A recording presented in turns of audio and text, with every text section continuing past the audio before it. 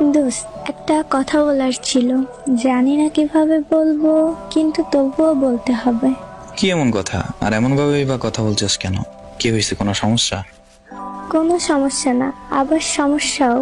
জানি না ব্যাপারটা কেমন হিসেবে নিবি, কিন্তু দোস্ত, তুই তো আমারে অনেক ভালো বুঝিস, তাই না? ঘুরানো পেঁচানো কথা আমার একদম পছন্দ না। সোজা বল, কি হয়েছে? তুই তো জানোস আমি একটা রিলেশন করি। হ্যাঁ, এখন তো কি হয়েছে? আমার বিএফ চায় আমি যেন তোর সাথে কথা না বলি। ওর নাকি অনেক খারাপ লাগে তোর সাথে কথা বললে। ও তোরে সহ্যই করতে পারে না। এসব বলার মানে আছে? যাই হোক, তুই কি চাস? আমি আপাতত তোর সাথে কথা বলতে চাই না। তোরে নিয়ে আমাদের রিলেশনে অনেক প্রবলেম হয়, প্রতিদিনই ঝগড়া হয়, যেগুলো খুবই সমস্যার। এতদিন বলতে চাই নাই, কিন্তু এখন আর না পেরে এসব বলতে হচ্ছে। জানি না তুই কিভাবে ব্যাপারটা নিবি, কিন্তু দোস্ত, তুই আমার বেস্ট ফ্রেন্ড ছিলি অ্যান্ড থাকবি। দেখ, প্রথম কথা হলো আমাদের ফ্রেন্ডশিপটা প্রায় 2-2.5 বছরের। এখন হয়তো তো নতুন বয়ফ্রেন্ড আসছে, যার কারণে তুই আমাদের ফ্রেন্ডশিপটার মূল্য বুঝতেছিস না। কিন্তু হ্যাঁ, এটা ভাইবা নিস, বয়ফ্রেন্ড কখনোই ফ্রেন্ড কিংবা বেস্ট ফ্রেন্ডের জায়গায় আসতে পারে না। আমি সবসময় তোর পাশে থাকার চেষ্টা করতাম এবং তোর মন ভালো হওয়ার কারণ হতাম। আর বাকি রইল কারোর সমস্যা। দোস্ত, আমার নিয়ে কারো লাইফে কিংবা কোথাও সমস্যা হলে, সেটা যে কোনো স্থান হোক, আমি আর সেখানে থাকি না। যেহেতু তোদের দুজনের মধ্যে আমি একটা সমস্যা, সেহেতু আমিও তোদের ওই অসুবিধা কিংবা সমস্যা হয়ে থাকতে চাই না।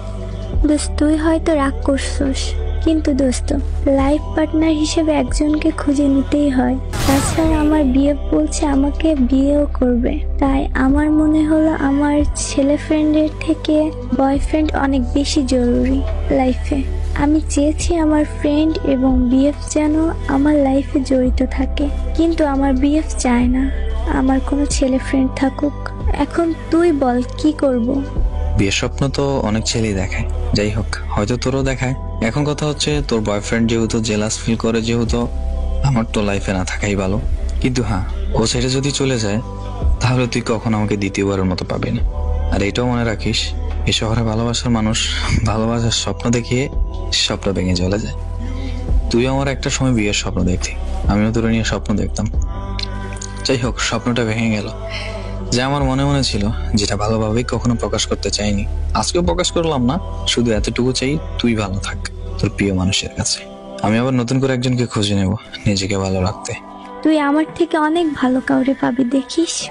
আর দোস্ত, তুই আমার মাফ করে দিস। লাইফ পার্টনারের জন্য এমনটা করতে হলো।